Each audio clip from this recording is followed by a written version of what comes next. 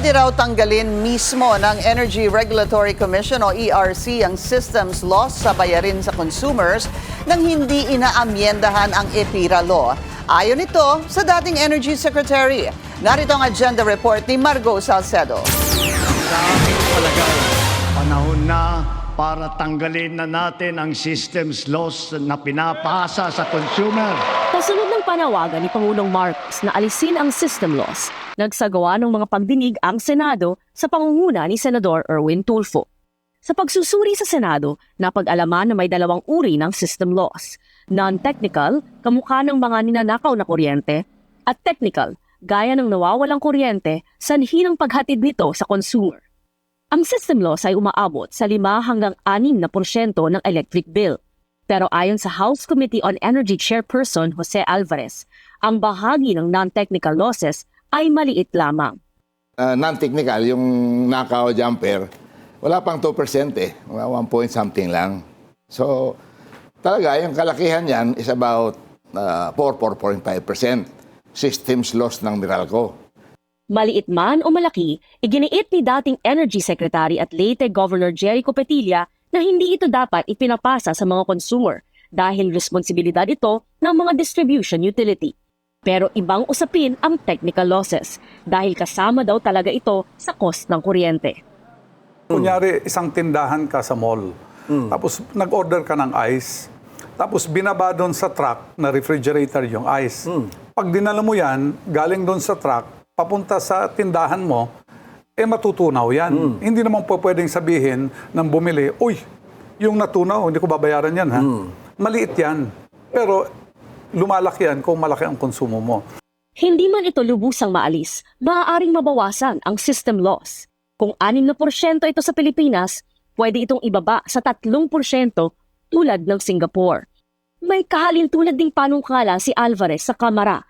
Alisin ang non-technical system loss, tanggalin ang VAT sa technical system loss, at obligahin ang mga distribution utility na unti-unting mapababa ang technical losses sa loob ng susunod na 10 taon. You can take out the non-technical na system loss, and then at the same time, for the technical, tanggalin po yung VAT doon. Tanggalin ang VAT, and then yung technical, pwedeng pag-usapan with the distribution utilities na kung maaari, i-minimize nila. Pwede po bang lagyan ng cap doon sa batas na ginagawa ninyo? Hindi kailangan ng kapag-usapan na lang na kung sabihin lang natin, i-suggest ko sa Meralco na over 10 years, mag-improve sila ng capex nila. Halimbawa, yung kinikita nila na sabi ng publication, 26 billion yung first half. So 52 billion kinikita lang Meralco.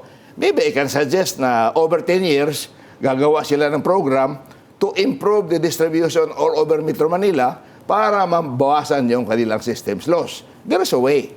Layo ni Alvarez na maisama ang mga panukalang ito sa mga amyenda sa EPIRA bago matapos ang taon. Kung hindi man ito mapasa, isa pang solusyon ayon kay Padilla ay iutos ito ng Energy Regulatory Commission o ERC. Does it need a change in the EPIRA law to be able to effect taking it out, or can the Energy Regulatory Commission already do it? Technically, ERC can actually take it out. Kaya naman pala. Because ERC actually set the threshold. The threshold for systems loss, yung pwedeng ikarga sa electricity bill, yung cap. is yung cap nila is 8.5% for Meralco, and for the co-op it's about 13%. Kaya naman, bagamat kontra ang ilang mga industry player sa pagtanggal ng system loss, kampante pa din si Alvarez na maaaring makahanap ng solusyon upang matupad ang hiling ng Pangulo na mabawasan ang pasanin ng mga consumer na hanggang ngayon ay sumasagot at nagbabayad pa rin sa nawalang kuryente na hindi naman nila kasalanan. Para sa agenda, Margo Salcedo, Billionario News Channel. Nililito ng Energy Regulatory Commission ang publiko. Ayon kay NASECOR President Pete Ilagan, inutusan kasi ng ERC ang Meralco na i-refund ang 9.5 billion pesos na sobrang singil sa mga customer nito.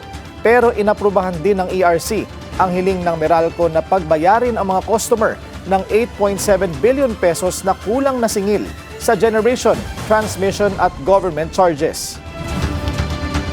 Nakakabahala because it will really start eroding consumer trust in our regulatory system. Nakakagulo, nakakalito. nagpapasole, isama natin itong itong ika-6 na order, aabot ito ng approximately 78 billion. Can you imagine that? 78 billion pesos na sobrang paniningil. Dito rin napapaloob yung application nila Now, ng almost 1 peso na increase. Kaya malilito talaga ang mga consumer. Nasaan ang regulation dito? Parang nilalaro tayo. hamon ni Ilagan sa power utilities. Ipa-audit ang kanilang records para malaman ang tunay na kita. Hindi naman siya natitinag sa babala na posibleng malugi ang power firms kung mawawala ang system loss. Ay, ang dami agad nakaabang dyan, napapalit sa kanila. Monopoliya yan, Jerks, walang kompetensya yan. At alam nga natin na sa kakulangan ng audit, makikita pa natin yung kanilang mga net profit. Mag-follow sa aming mga social media accounts at mag-subscribe sa aming YouTube channel para sa pinakahuli at eksklusibong mga balita.